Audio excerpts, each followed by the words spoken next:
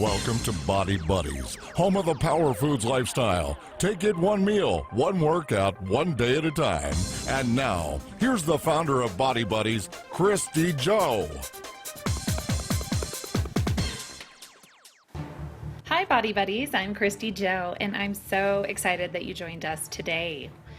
I am going to be rebroadcasting an interview that I had over a year ago. This was, when was it? It was June 16th, 2016. I was interviewed by Paul Burgess for the Athletic Fitness and Nutrition podcast. It's episode number 33 on his podcast. He's an amazing coach and trainer over in the UK. Definitely go check out his podcast. But there was some awesome information that he and I shared about contest prep, about fat loss, and a lot of the red flags psychologically and physically we need to watch out for if contest prep is something we are interested in. As a little reminder, just kind of present day, because I have shifted and done a lot of different things over the years. Current day, 2017, when I am rebroadcasting this, I currently do not coach competitors. The only competitors I do take on are those who beg because they have a pretty difficult condition they're dealing with, whether it's an autoimmune condition or something that a lot of other coaches don't know how to work with. So with that said, you'll kind of hear the whole impetus, the whole story of how Body Buddies got started. You're going to hear about a lot of the issues that psychologically competitors can walk away from the stage with. You'll hear about a lot of the great things about competition. I think there's definitely a time and a place for it, and I certainly don't want to come across as knocking it. It's been a humongous blessing in my own life and so many of my clients and competitors. So especially to each of you that I have trained and have coached, please don't take this as me bad-mouthing it. I'm just simply trying to reveal a lot of the hidden red flags that we do need to watch out for. And you may resonate with some of them. You may say, yeah, I didn't realize that before, but now I could probably tell other people this. So anyway, just want you to open your mind and listening. Everything I do is just to help you think more critically. I don't want to ever sway your opinion to be more like mine because I'm a dominator like that. I just want to help you think. And I think I have a perspective to share. So this is a long one. I usually don't post this long of a podcast, but we're going to put the whole thing up and just hope you enjoy it. Be sure and visit me over at body-buddies.com. I've got access to my workout app for iOS, the free book over at powerfoodslifestyle.com. You can also access my emotional eating recovery course called Binge Bye Bye. So go check it out. I've got all the links, everything you'll need to find what's right for you over at body-buddies.com. So now, episode number 158 with Paul Burgess, Contest Prep Red Flags. Okay, welcome to this episode of the Athletic Fitness and Nutrition Podcast. My name's Paul Burgess, and I'm here today with Kristy Jo Hunt from Body Buddies, which is basically an all singing, all dancing resource for anything to do with fitness. They've got education webinars, video courses, books, recipes, the whole enchilada. So, Kristy, welcome to the show. Oh, Paul, thank you so much for having me. It's a pleasure. No, it's good to have you on. We're going to dive right into it because I know there's so much we want to cover today. So tell us a bit about you, who you are, what Body Buddies has been about, how it developed, the whole story. Absolutely. Everyone has a story of change, and we all hit this critical moment in life, this pivot. And everyone wants that moment, but I actually got to experience it. I'm sure you did too, and that's where the genesis of everything happens when we get super into our fitness and nutrition world. Well, in 2012, I was a binge eater of about 15 years. I didn't dare call myself a binge eater at that point, but ever since I was 10 years old, I had been pinching my fat in front of the mirror. I had been very aware of media. I had been very aware of billboards and magazines, and I would get to the point where I cut out women in fitness magazines and posted them all over my home and in my journals. Every journal entry every day for over 10 years was about my body, about how many calories I ate, how much I worked out, and if I could love myself because of what I had done. And it got to an extreme where I was in a dark, dark place at 25 years old. And one day I was just driving down the freeway and it hit me. And in my book, I talk about hearing a voice, and I'm not one of those creepy people that hears voices. So it was powerful. And it said, you are the master of yourself. And I thought I was crazy, of course. So I look in the rearview mirror. I'm like, what is going on? And it came again. It said, you are the master of yourself. And it was like clarity settled in, and I knew what I needed to do. Now, at that point, I had been told by a few trainers I had tried to work with to help me overcome this problem of wanting to look like the women in the magazine, but I never fully disclosed what I was dealing with in secret. You know, I was training like a beast. I've been a dancer my whole life. Like, I've been competitive, and I don't want people to think I've ever been overweight. I looked very fit, but to me it wasn't good enough, and I think that's something many people experience. And I drove home. I called up my buddy who was a trainer and a bodybuilder, and he had told me, you have the physique to compete. Why don't you compete? And I would laugh and say, you don't know what I'm dealing with. And I drove home. Siri's picking up what I'm saying. And I drove home. I took every ounce of food that I didn't think was healthy and threw it away. I just cleaned out my fridge and my pantry, called my buddy. I said, I'm ready. Send me the diet. And I followed one diet because to me it was come hell or high water. I was going to follow that. I was going to change my life. And I followed that diet for 8 weeks. It was insane. I didn't know any different. I had no education behind it. And I even stuck with it through the suicide of my oldest brother during that time. I remember eating chicken and broccoli out of a Tupperware at his funeral. And that's how much I knew I had to do this. Okay, so let's just hang on a minute, because there's some really interesting stuff here. So firstly, how long ago was that? 2012, so 4 years ago. Okay, right. So Instagram was up and coming then, right? There was a lot of, I remember at first I was so against Instagram. I was like, I'm not getting on there. I got Facebook for photos. What is this? Like, people are so weird. But Instagram has caused a massive problem, I think, in the industry with images and all the rest of it. It has created a big problem ever since, the fitness industry took a hold of it. Yeah. What it has done is it's given people a mirror into what they're not. And it's given people an outlet for validation that they're not getting from themselves. And in fact, I was talking to a recent a competitor and her friend that had become super obsessive about this. And I'll get into how I started training other people in a moment. But she had to apologize to my competitor because they had been best friends since they were 12. And she had literally destroyed a relationship because she became so consumed. And she told my client, she said, I became so consumed with getting validation from my peers on social media by posting the booty pics and the cleave pics and the, look at my gains. It's not to inspire people. It's absolutely for the likes and the comments and for the validation to keep going. And it took her a long time to realize that wasn't the right motivation for doing so. Yeah. So there's a lot to this. You're exactly right with the Instagram. I think we're bringing up something. It's a hot topic. Okay, so the media was massively influencing you from a very young age. Mm-hmm. The expectation of trying to be that image that you see either on the television or, like we say, media, online, in the papers, in the magazines, you've got it all posted up over your wall, etc., etc. Then, even though you realise it's not making you happy, you decide you're going to go and compete. That's right. To a point where, seriously, at your brother's funeral, God bless him, that you're still sitting there eating your chicken, rice and broccoli. So what's really interesting to me is how the mindset of some people, when they are in that prep phase, it becomes all consuming. Absolutely. And obviously we know it's not a healthy route to go, but I'm sure we're going to cover that shortly. So we've got to the point where you're in the middle of this prep, and then the story goes on. How? Yeah. So I sent my photos. I didn't realize how much I was losing because to me I was still not good enough. And I remember sending the photos after about 6.5 weeks to the buddy who had sent me the diet. And one diet religiously, I cheated once on it. I had one teeny Cadbury egg on Easter, and I remember how guilty I felt over it. And did some extra cardio, which I'm so against, and hopefully I'll get to talk about that, for a lot of the people out there who use punishment tactics for, inconsistent behavior. So I sent him my pictures. He's like, what the freak? Because I thought, I'll maybe compete in like 13 or 14 weeks. He's like, no, you're competing next week. I was like, what?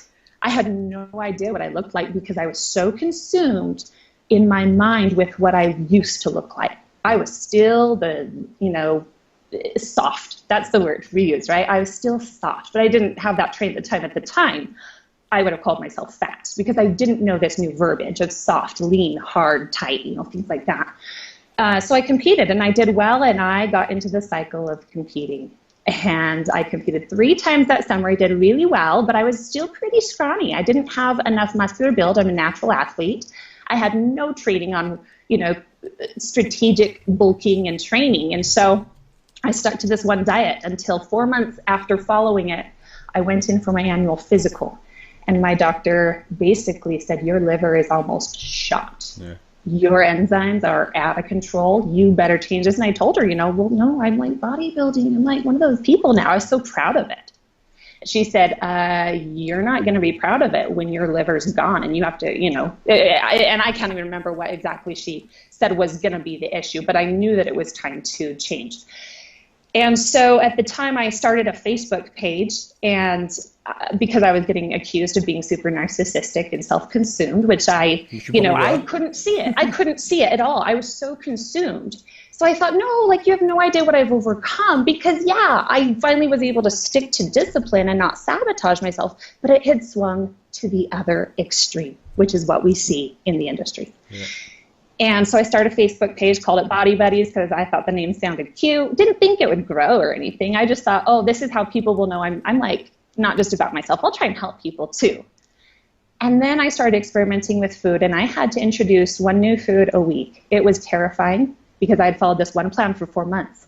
And I introduced a new food, and I would study its macronutrients. I would study its, composition, and I would be like, okay, based on what I've experienced with this diet, if I apply it in this manner, its roles are similar to this food I'm used to eating, then I could hypothesize that it will have this result in my body. And I went to work, and I had a notebook, and I experimented. I would come up with these meal combinations. I used a P to represent protein, V for veggie, C for carb, F for fat.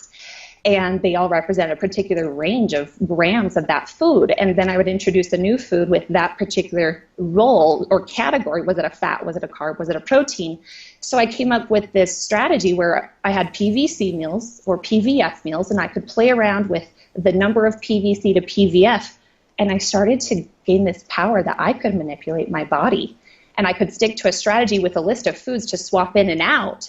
And all of a sudden I was experiencing more variety. And I started to teach people, because everyone's asking, they saw my transformation. They're like, okay, so how do we eat?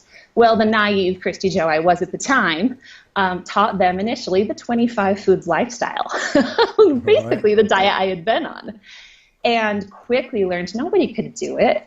And I realized, wow, I must either be super disciplined or I'm kind of crazy. Something's going on. So as I introduced new foods, I expanded it. I then called it the 25-50 foods lifestyle. And I kept learning, and I began blogging about overcoming my binge eating and overcoming a lot of the myths and the deceptions about food and how it worked in the body and training.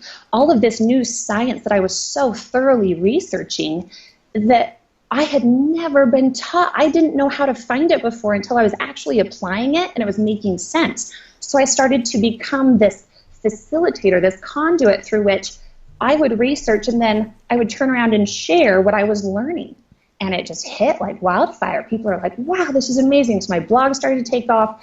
People came to me for coaching. And initially I said, guys, I'm not a coach. I've been a trainer, but I figured out my body. It's your job to figure yours out. And they begged. They said, no, please, please, please. And I said, okay, but only if you realize you're like a guinea pig, and we're going to work as a team. I need you to communicate with me. We're going to hypothesize. We're going to go and test it out. I need your commitment and your follow through so that we can then form a conclusion. And we're going to follow the scientific method here to figure out how your body's going to change. Well, one client got on stage, and then 2 clients got on stage, and all of a sudden I'm training competitors. And I'm like, what the crap? And I remember thinking, people are going to think I'm so stupid. I just started this, and now I turn around and train people. And I felt dumb, but the thing is my approach. I wasn't coming at people with, hey, I'm the expert here. I was like, I have no idea, but I'm going to teach you some science, and we're going to figure it out together. And it just worked. Okay, so firstly, going back to your medical, What did the doctor advise you when it came to liver? Because I'm assuming your liver enzymes were high, right? Yes, that's exactly right. Do you remember at the same time, was your cholesterol high and your T3 low? I don't know if I got that thorough of an exam, but I'm sure if I did, that would have been spot on. Okay. Because here's the problem, is I was following a low carb diet. It wasn't low enough to be ketogenic, which now knowing what I know, I'm like, I'm sitting borderline. I'm not dropping my carbs low enough to get the benefit of all the ketones. Yeah. So I'm just ornery all the time. I have no energy. So that was a huge problem because of my lack of energy. Oh, what had my other bodybuilding buddy advised? Oh, to take, 200 grams of caffeine with aspirin, because it used to be part of the ECA stack, right? But, ephedra, you can't do that as a natural athlete. And so, just cut that one out. He's like, it's the best fat burner. Well, I quickly realized, and I want to be very careful, anyone listening to this, like I am not advising this. I'm telling you why you should not do this, because I became addicted to it. It was powerful. It felt fantastic in my body. I could zoom through work. I was sleeping 4 to 5 hours a night, building this hobby of a business and writing, working full time and training. That was my life. And I became very addicted. I was upwards of 1,000 milligrams of caffeine a day with aspirin, and it was destroying everything. Oh, absolutely. Your central nervous system would have been racing itself to pieces. But okay, so this is interesting, and for people that are listening, they can grab some kind of knowledge out of this. But I see it a lot with clients because we do a lot of blood tests, right? So you'll find a client that's got a high liver enzymes will generally also have high cholesterol and low T3, which is the thyroid, the active form of thyroid that controls your metabolism, right? So, and the reason is the liver gets compromised, it gets under stress. When it gets under stress, it pumps out more cholesterol into the system. So your blood cholesterol is slightly higher. But also T4, which is the non-active form of thyroid, is converted to T3 in the liver. And if the liver's not functioning properly, then that kind of gets left to the side and you don't quite convert as much, and therefore you have lower T3, right? So slows down the metabolism and increases cholesterol, which are obviously bad markers for cardiovascular disease. When you look at, and in particular in women, when you look at them coming into prep, if they've been very low on calories and very high on cardio, which is what they tend to do because they can't shift the weight because their metabolism's dropped, you find that it's the liver that's causing the problem. So they end up getting more cellulite on them than they lose. They end up getting very tired, especially halfway through. The coach turns around and says, you need to drop your calories because you're not losing the weight, and you need to increase your increase your cardio. Yeah. And meanwhile, all of that is putting stress through the liver, and they're really fighting a losing battle. And then the worst thing is they can't lean out below the waist. So they end up saying, like, my top half looks ripped to pieces, but their glutes are just soft and hanging, and they get on stage and literally wobble onto the stage below the waist, but above they look great. And I see it so many times in people. It's phenomenal. And what you're saying about your liver being compromised, I think that's just such a common thing now. So you just got to be so careful about it. Well, and I think that leads into another interesting point of part of the journey, which is when those things happen, even if a person finds out that those physical elements have been compromised, that they still can't stop. So what psychologically is going on that we can't get away from this need to be as lean and low calorie and high cardio as possible? Yep. And it's this all-consuming obsession with not being good enough and not training ourselves from the inside out. It's trying to reach this outward manifestation that we're good enough. And here's the thing is it's not exclusive to women. It is not. I can't tell you how many men with eating disorders in the bodybuilding world I have worked with. Absolutely. And it's something we all have to pay very close attention to. And it's tough to dig deep inside ourselves and ask ourselves the hard questions. That's what my clients always say. They say, darn it, Kristy, you ask the hard questions. I hate it. And I say, it's very important. I need you to not answer until you're ready to answer truthfully. Why are you doing this? And I finally, so I'll fast forward, I started training people. I ended up putting out edition 1 of my book. Fast forward 4 years, I had a coaching team. I started getting into more lifestyle training as well. I've taken 2 people pro. I coached over 50 people to the stage, men and women of every category, all natural, and formed a team Bod Beast. And here in Utah, in the United States, it was a fun thing, and it was fun to see it grow. And there was a part of me that had a little bit of pride in it, like, look what I started, yay, go me. Until I woke up and I realized what I was creating in people was the same obsession that I had saved myself from. And I was not thrilled about that. I'll tell you what, I was not thrilled. And I had to ask myself the hard question at that point. And I said, are you ready to change again? And you, not only for yourself, but you show others that you're serious about them doing it the right way, just like you've learned. And with that said, in the past month, I actually dissolved my team. And I sent them all to another coach. I said, if you'd like to continue for contest prep, here are some great coaches. If contest prep is a part of an individual's journey and that pinnacle moment of overcoming, and that's their, point, one time, I'll do it. But if it's a perpetual thing, because that's where the psychological issue is manifest and very clear, is when we're doing multiple shows back to back to back. A true competitor, wouldn't they, with your experience, Paul, isn't it the healthiest thing for someone, a seasoned bodybuilding competitor, to compete, to go in hard, and then to retract and to, help the body restore itself, to be strategic in feeling the body, gaining where you're deficient, and really optimizing the look of the body before heading back into the next show?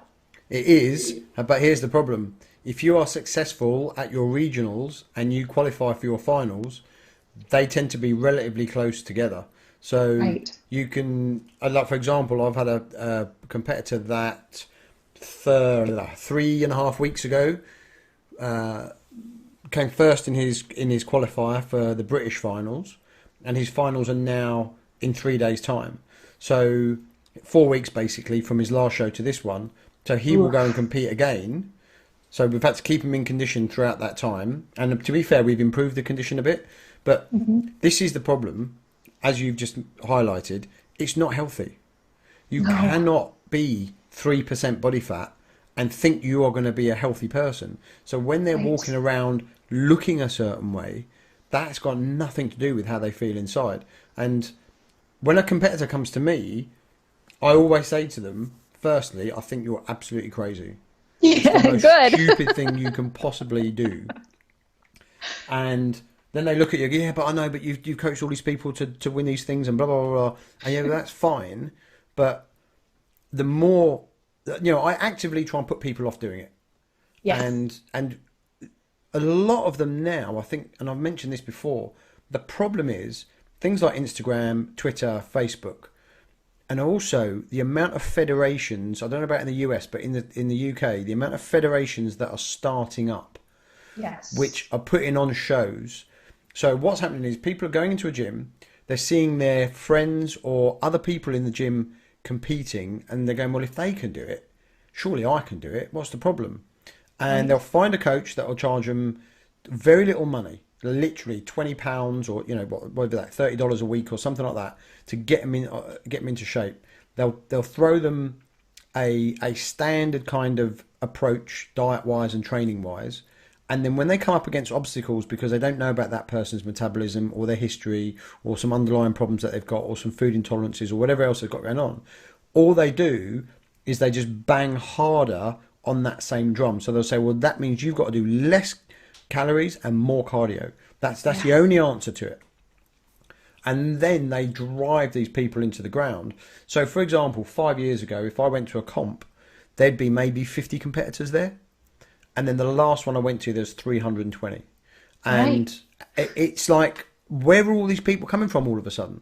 So they're coming from looking at the media, looking at Instagram, thinking that people who put their kind of tagline to a picture that says, I just woke up like this, don't realise that they didn't wake up like that. They spent the last 6 months dieting and training to wake up like that. So people think, it's definitely achievable. I don't see a problem. Let's go and do it. It can't be that hard. And then when you say to them, right, well, you've got to eat like this, the first question they say is, right, when do I get my cheat meal? And you go, well, I'll tell you what, you get down to 10% body fat and we'll talk about coming off plan, shall we? oh yeah, no, I can't do that. I've got to go out at the weekend, and I've got a wife and kids, or I've got a husband that I've got to do this. They don't realise that when you are committed to prep, it is all about the sacrifices, because where you're taking your body is somewhere it does not want to go. That's right. Now, there are healthier ways of doing it. And unfortunately, when I go through a prep with somebody, I want to keep it as healthy as possible. And a lot of them don't like it because it would add an extra 4 or 8 weeks to their prep. It is slower, and they don't like that. You're exactly right. They're like, no, let's go, we want to do it as quickly as possible. And you get, what fat burners have I got to take? How much cardio have I got to do? What is there another fat? My friend says if I take this fat burner, it's going to be better for me. Blah blah blah. And it's just like, mate, too much, too much. And you're right. When you then look at a client like that, they'll always end up with a food issue. Absolutely. Because they're so used to micro managing their macronutrients and going, oh, if I had this, like you say, if I had this, well, I'll get on and do an extra 2 hours cardio. It doesn't work like that, right? No. Because you can have your bit of chocolate and whatnot. That is going to be a high release in sugar that you're going to store as fat potentially if your insulin sensitivity is not very good. And you can get on the treadmill for 2 hours and burn the same amount of calories. Doesn't mean you're going to burn fat. It means that you're just going to dig into those muscle fibers and start burning the wrong type of things.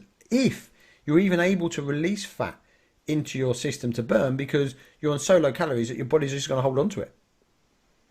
So it's all back to fun. Yeah, this is amazing. I'm so happy we're having this conversation, because I think it's hopefully pointing out some really, really important things for those listening to this podcast. And I love that you're talking about the physiological parts. Something that has, ever since the past about year and a half, been a very big part of what I do. And I'm in a totally online model. I've been in the gym here or there. I don't enjoy it. I don't like training in the gym because I like working with the mind. I can teach people strategies on nutrition and fitness and dive through their unknowns of the science in 3 or 4 weeks, of hardcore. Let me teach you. Let's really go through this. What is HIIT? What is, low intensity cardio? What are carbs? What is your threshold? Where's your protein levels? How does it work in your body, etc. But then after that, it's all behavior. And I always say this to my clients. I say, when your behavior is in line, the results will come. And we don't worry about results until the behavior is there. What is behavior? It's compliance to a strategy, whatever that strategy is. Now, it's important. This, as coaches, it's our responsibility to find a strategy that is the best for the client, right? And this is the problem with prep. We come across these competitors who say, I want to compete in X number of weeks. I want to hit this show. I want to look this certain way. I have a shoot. I have this. I have X number of weeks. And you're like, do you realize to be ready for that, if your body even has the capability of doing it this quickly, that you are sacrificing so much of the working health of your body? And this is the answer. Oh, I don't care. I'll fix it after. Yeah. Oh, but will you? Oh, yeah. Will you? And do you have the discipline to do so? I had just had a competitor last week. Someone that this was her, like I said, if it's someone's one time, I'll do it. So she stepped on stage. She took first overall bikini novice, and it was really exciting. I've been working with her from disordered eating a year and a half ago, and she did it right. She did what I would hope to see any prospective competitor do, which is realize the answer to disordered eating, which is why I think 95% of women start competing, is because they're trying to overcome the disordered eating like I was. And I empathize because that's my story, right? I don't fault them for that. However, I'd like to pave a different path, which is what this competitor did. We took her through about a 6-month journey of disordered eating recovery, of what I do, which is absolutely psychological lifestyle coaching. I don't try and get them super lean. I try and get their brain to change. We don't look at food as good or bad. We look at it as strategic or non-strategic. We start to understand food's roles in our bodies. We set up ideal strategies. Are they more of an abstainer personality? Or are they more of a moderator personality? That's based on Gretchen Rubin. Incredible book and podcast called Happiness for those people who might want to look that up. So based on her psychological profiles of moderators and abstainers, my clients and I will discuss what's the better indulgence. My clients aren't allowed to use the word cheat. It's a negative connotation. It means you're deviating. No, indulgences are beautiful, and they're part of a healthy lifestyle. They're part of a healthy prep. I keep indulgences in for my competitors until 4 weeks out, because it's so important psychologically to not become afraid of food. When we are so compliant to a diet or a meal plan or a strategy. Most people just follow one. I change my clients every single week. They're on different foods, and I show them it's not about the foods, it's about our composition, it's about our breakdown of numbers and, that increase, the slow reduction of the calories and the right balance of our macros for their body, and the slow increase of that cardio and slowly raising this deficit. But it can't just be what most people do, which is kill their calories so far and their cardio just ramps up. They're like, oh, I'm in fat loss phase. It's like, wait, just you think losing fat means we have to all of a sudden be that extreme. That's where we may get to at the end. But if you jump to that too soon, great, you're going to have the initial results of that extreme of an approach. But then what happens? Your body adapts, right? Your metabolism is going to drop. Absolutely. And the other thing that I find is that the first time somebody does a prep, their body will respond really well. Right. And you won't need to make that many adjustments. And they think that they can just do exactly the same thing the next time. And the body remembers what you've done. It does not want to be this lean, very low body fat. It wants to be healthy, and that means keeping the fat high. So when you start that prep again, you kind of find that you don't get the results quite as quickly or as easily. And there are lots of reasons behind it, which I'm not going to go through because they're quite complicated. But the point is, a lot of people think, oh, I did that last time and it worked. Or you get guys that come to me and say, well, 3 years ago I did this and it worked perfectly okay. And you go, well, why are you with me now then? And they say, well, it's not working now. You go, well, yeah, I'm sure it's not, because it doesn't necessarily repeat itself and work over and over and over again. I'm really interested to know, or actually, no, we'll go before I ask that question. For me, I like to think that a client will look at the comp as somewhere 2/3 through their prep. So their prep goes on for another 4 or 5 weeks after that. So instead of you coming out of the show ramming as many thousands of calories as you can possibly physically get in you in a post-show meal, and then keep doing that for the next 2 weeks until you have put on 20 kilos and can't move. Instead of that, they have to get back on a diet over the next day and slowly reverse up. So yeah. I look at it as, what I try and encourage clients to do is this. Say, right, your comp is on this day. 4 weeks later, I want a book of a photo shoot.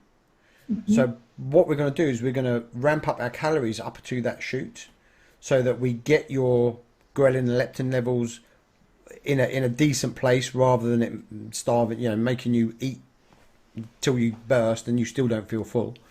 Right. So ramp them up very slowly back onto a normal kind of level of diet, put a little bit more fat on them, but keep them pretty lean, and have a goal to aim for in that 4 weeks. Because I think the worst thing is they have a goal, they finish it on the day of the comp, and then all that reason for doing everything has gone. And not only that, the majority of the support around them has all disappeared. That's so exactly right. The coach is gone, the family's gone, because the event was last week. We're not, what do you mean we still need to keep going? Yeah. Aren't you done with your diet? That's it, exactly, yeah. Come on, let's go out and this, that and the other. And I think if you can get clients to kind of see it in that way, there's a lot less damage done later on. So I don't know how you deal with them or how you reverse them out, but I'd be interested to know what your view is here. Yeah. This is something important for prep coaches or any type of coach, I think. And you bring up that great point of the competition being 2/3 of the way through. I don't allow clients to purchase a program with me that ends with the competition. I have to stay with them at least a month after, for this very reason, I say, because if I'm not there, I swear to you on my life, you will go crazy. And it's not a business model in terms of, oh, then I'll get more money out of them. No, it's absolutely to protect them, because that is my job as a coach. And so what I do is, they usually get to go out with their family. In fact, this is, since I just had someone last week. So I said, all right, girl, you can go out with your family. I need you to remember your stomach can't handle very much. I don't want you to feel sick. So I would like you to eat what you'd like, but I'd like you to take 3 bites of every food that you would like to enjoy. Enjoy the variety, not the quantity, because you will get full, and I don't want you to feel nasty. So do that Saturday, and what I do is I text them that night, and I check on them. How are you? How are you doing? Be real with me. Do you need to call me? What's going on? So I'm really right there. Sunday, I say, I'd like you to get your protein. It's very critical you get your protein, at least anchor some blood sugar. At least give yourself some benefit of feeling full. But then with your carbs or your fats or energy nutrients, go ahead and do what you will. Be wise. If you turn into a feeding frenzy, then realize that that's not going to be great, because come Monday when we're back on plan, it's going to take you a few days to feel good again. And so a lot of it's just the education. I don't try and create fear in them. I try to be real and say, look, your body is like a baby. You have nurtured it. You have really helped it to develop to this point. You can't treat it like this machine that all of a sudden can handle all this. No, you wouldn't feed a newborn baby like steak. It's used to eating milk. So you got to baby it back into stuff. And so then we're back on plan. I do try and get them to maintenance calories pretty quickly, just so they're not walking around this depleted, famine of a person.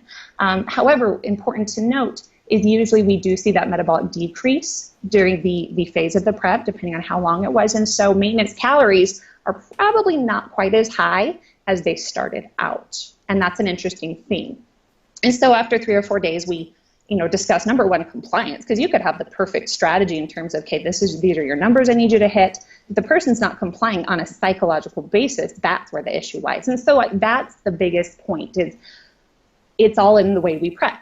If we're prepping and the way our mindset is I'll do anything it takes to get to this goal, then you can guarantee you're going to fall off that wagon the second you're off stage and out of your suit. Because the motivation was external. It was for the applause. It was for getting on stage. It was a fear-based thing. It wasn't to challenge your mindset. My hashtag I use is power your body, because it's not about change your body. It's not manipulate your body. It's called power your body from within to be its best self. And so when we think about the foods we put in our body, it's all about providing those nutrients and understanding that our body does need protein. It does need carbs. It does need fats.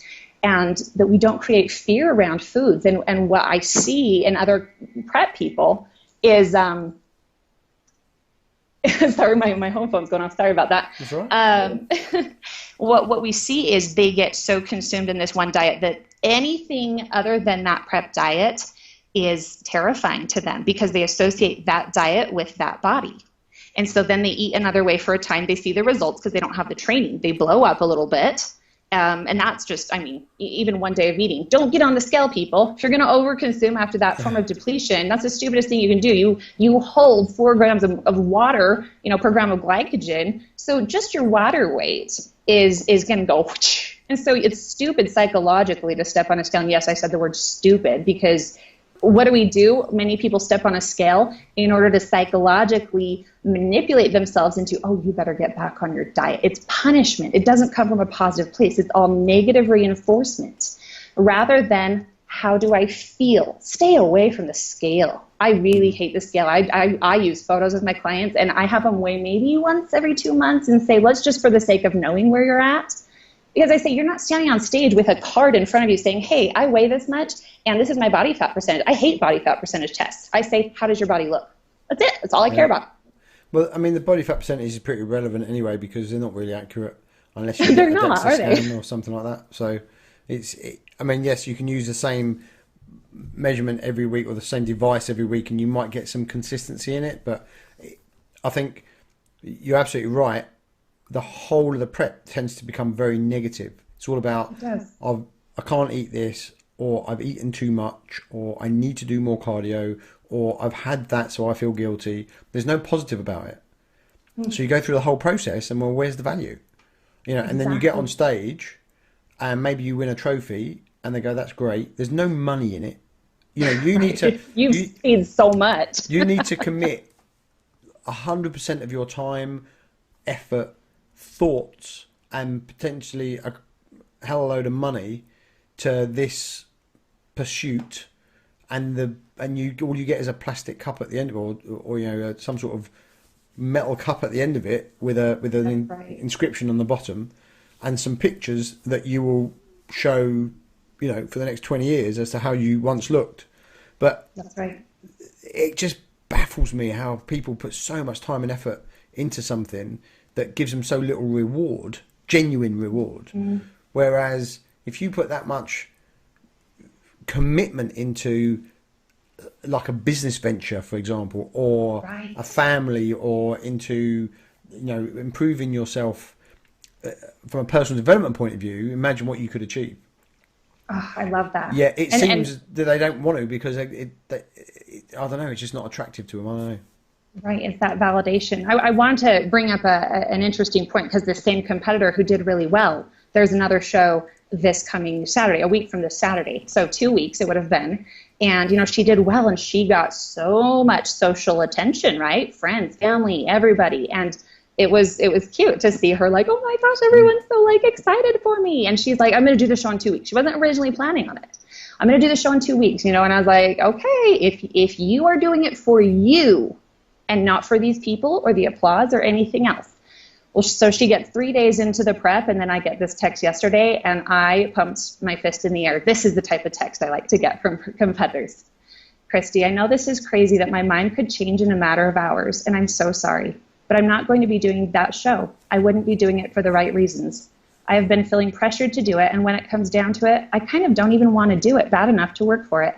I have a friend's birthday, brother's graduation, summer cook-off, sister's birthday party coming up that I want to be present at.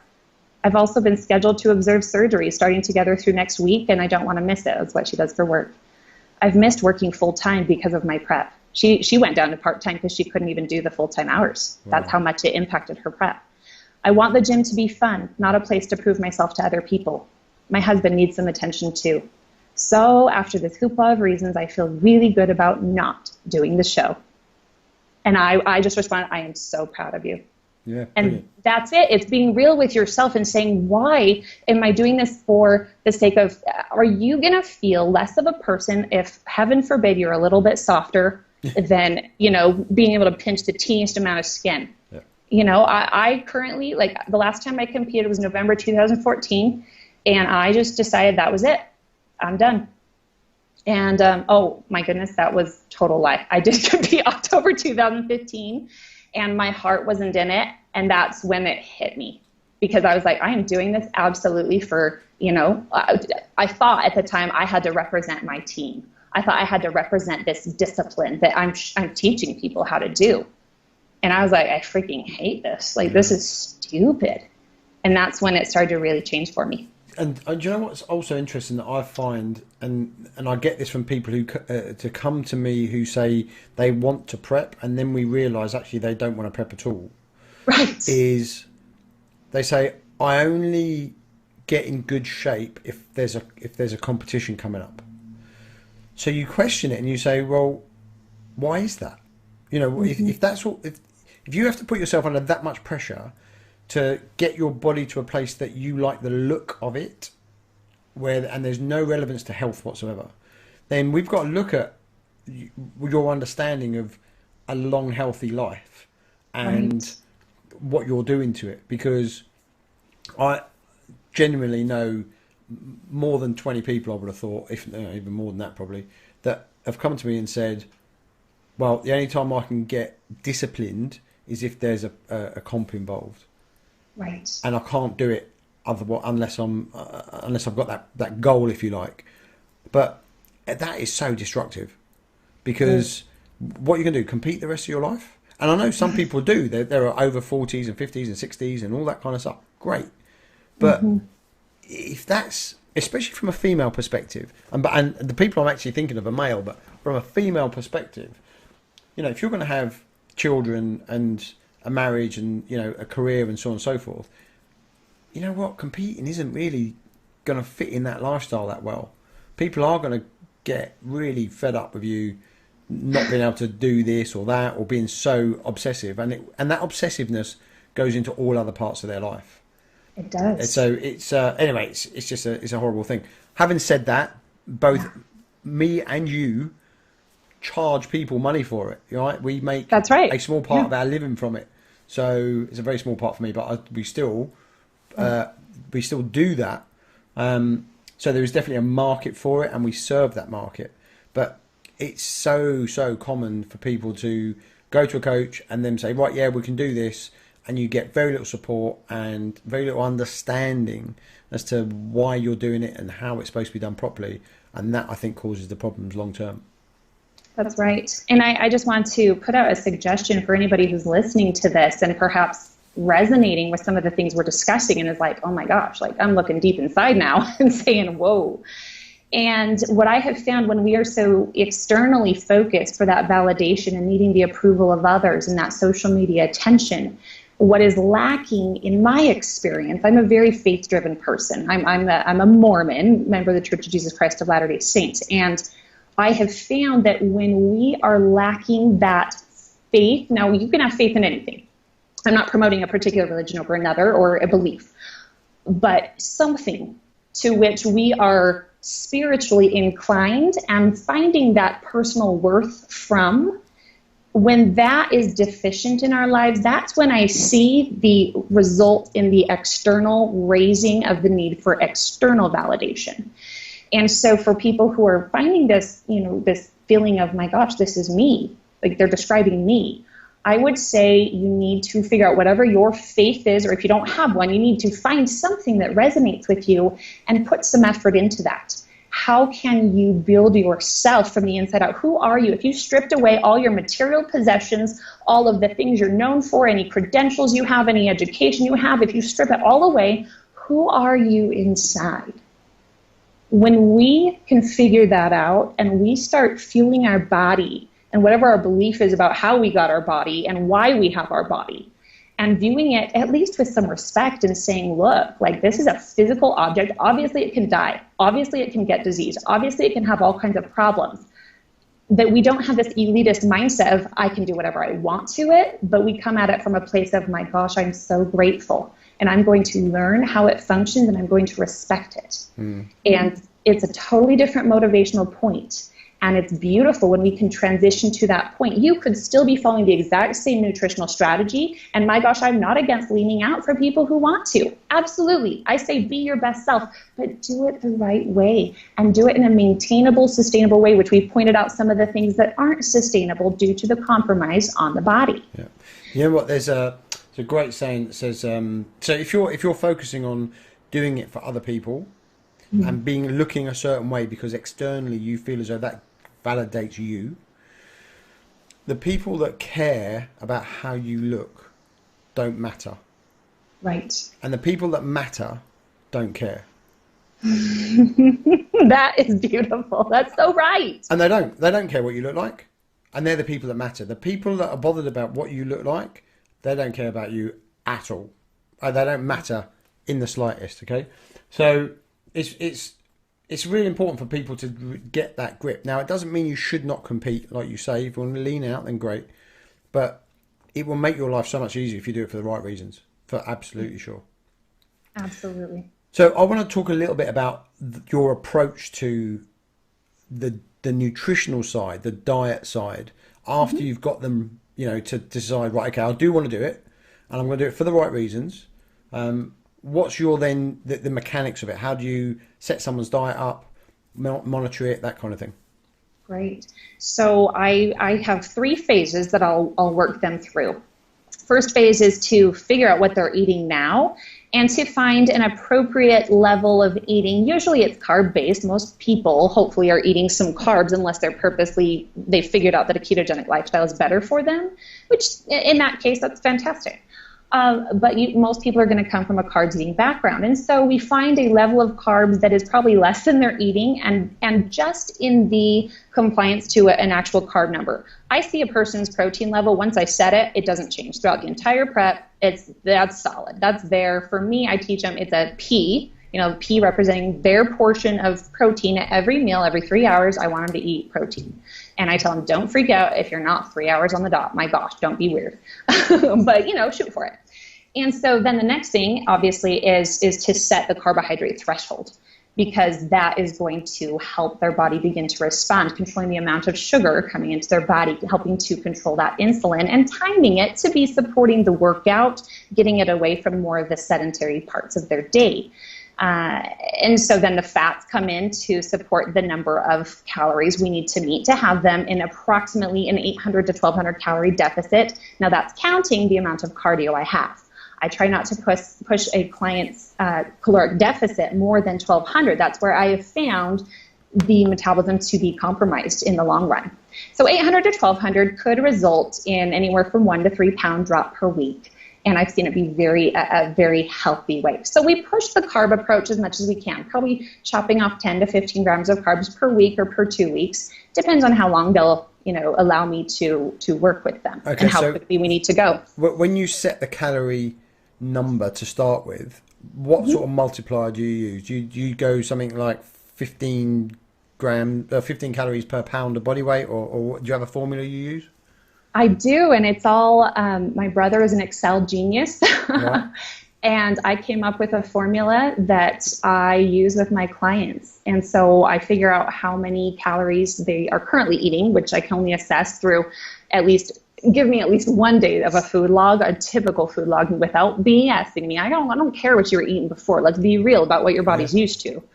And then from there, so I can't say that I have like an exact formula to give you because it's all so complicated and stuff. And I'll just say every single person's different because it's based on their height, their activity level that they're coming from. The worst thing a coach can do is hand out that cookie cutter meal plan, which so many teams here in Utah do, and it just irks me to kingdom come. And so usually though, the food will result in 300 to 500 calorie deficit initially, depending on how much they were eating, but never more than that. But that's the problem. Many women are already dieting, right? So they're already like keeping themselves to 1400 calories. So what can I do from there? Well, I'm going to say, time out. You don't have anywhere to push. I don't have any place to get your caloric deficit from. So that means we need to get you into a refeed for X number of months so that you've got to be eating enough so that you have a place to cut down from. If you're at 1400, I will never, ever, ever, ever in my life, I would quit and burn my business before I put a woman on less than 1200 calories. I think 1200 calories is hell. I don't care how tall you are. Never. Yeah. That's stupid. So the deficit you were talking about earlier, which was 900 to 1200, that's a week. I'm taking it. Per day, 800 to 1200 calories per day, because we know there's 3,500 calories in a pound. Right. And so so you're saying that the rest of it they'll get from cardio or some sort of exercise. Exactly. They're training and then their food. So altogether, all of the output of their energy, 800 to 1200 calories per day. Got you.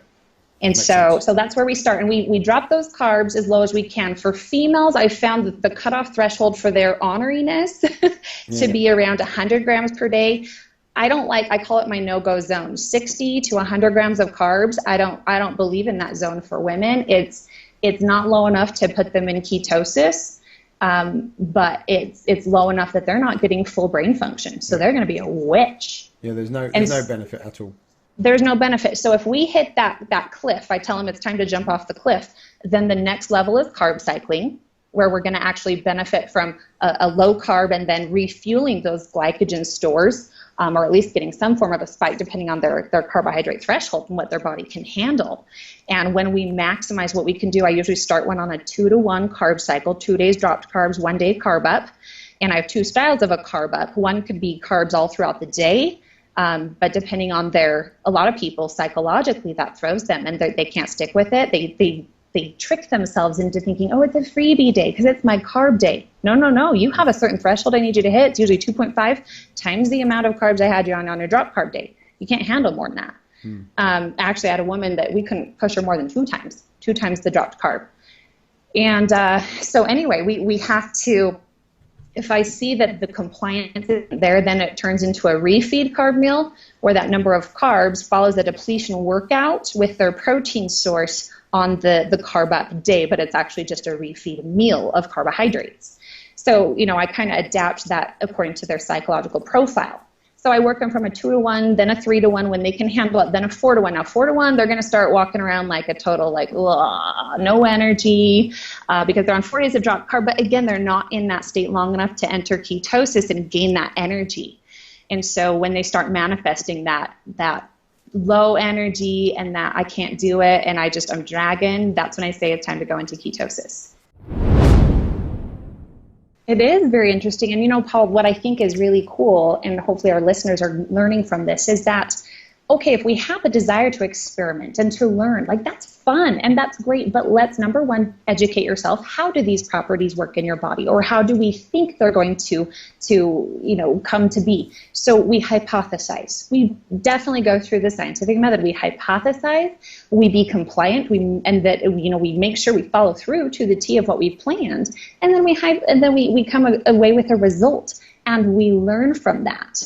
And it's very important that we take ourselves through that full process rather than just haphazardly trying stuff, which is what I see a lot of people do. That's the definition of yo-yo dieting. Well, I'll do this for a little bit. Oh, couldn't maintain it, so I better do this. Oh, couldn't maintain it. No, if you're going to do that, you need to, your level of discipline should be at the level of Paul Burgess, guys. It should be to the level that you're serious. You're doing this to learn, to analyze how your body responds. And so it's a mature way to approach manipulation of the body. We do so with respect rather than desperation, rather than flippancy, right? So this is another interesting research. Part of the test, if you like, yeah. Well, and I'll throw out, if you aren't on an antidepressant, which if you are on an antidepressant, I don't know that ketosis is the best thing. No. At least in my experimentation of people that are on antidepressants. So if you're not on an antidepressant, St. Johns Wort, it's an herb that helps boost the feelings of goodness and it's mood support. It's over the counter. It's at your local pharmacy, or at least here in the States. Yep. And that's something I will have my clients do. Now, here's the thing: is it on the back of the bottle? It says 1 capsule per day. Oh no! We do 4 capsules 3 times a day, and I can't tell you how many husbands have emailed or texted me saying, "Thank you, my wife is bearable." And it's just something, and I've just known about it since growing up. I have 3 sisters and a mother, and that time of the month is especially moody and irritable. And so I would recommend if at least look into it, do some research on it. I have found it to be very helpful with the irritation problems. So I was going to say serotonin. St. Johns Wort is known to be a precursor to serotonin, so it helps produce 5-HTP, and it works really well for a lot of people. And you're right, people who don't want to take an antidepressant will turn to that as a herbal alternative. Bear this in mind: if you live in a hot country, one of the side effects is it can make your skin much more sensitive to sunlight, which means you'll burn really easily. So if you are going to go on holiday and you're popping St. John's Wort particularly, then just be careful, because cover up. You're going to wear your sunscreen. Yeah, absolutely. Kristy, listen, it's been a pleasure, and it's gone on well more than an hour already, so I don't want to keep you any longer, and I know it's early where you are. People want to find out more about you, or potentially get hold of you and use you as their coach for just this lifestyle change that you do so well. Where's the best place for them to look up your work? Thank you for that. So they can come over to bodybuddiesworld.com. So BODYBUDDIES world.com. And that's my membership site, where there's 3 categories. We work in either aesthetics, that's gains, cuts, maintenance. Then the second category is max fat loss for 20 plus pounds that need to be lost, or lifestyle change, which is more rehabilitation, disordered eating recovery.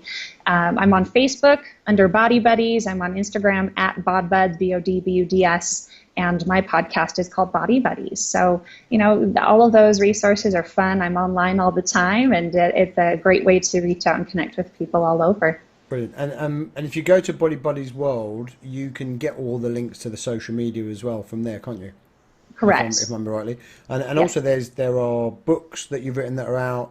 There's video courses. There's all sorts of webinars that you hold and so on. So it's really worth having a route around. If you like the sound of what Kristy does, then I'd certainly go and do a little bit more investigation into and see what she's saying. Well, Thank you, Paul. This has just been wonderful. I've enjoyed our conversation so much, and I hope that all of our listeners have at least opened their minds to think a little bit more. It's opening our perspective, right? And looking at things with a little bit more of a broad understanding and ability to look inside. Yep, and it's not all about getting on stage and picking up a trophy of some kind. There's better ways to live. Thanks for listening. If you enjoyed this episode, please leave us a review on iTunes. You can learn more about Body Buddies and Power Foods Lifestyle by going to www.body-buddies.com, BODY-BUDDIES.com, and powerfoodslifestyle.com. That's www.powerfoodslifestyle.com. Information in this episode is provided for informational purposes and is not meant to substitute the advice provided by your own physician or other medical professional. Information and statements regarding dietary supplements have not been evaluated by the Food and Drug Administration and are not intended to diagnose, treat, cure, or prevent any disease.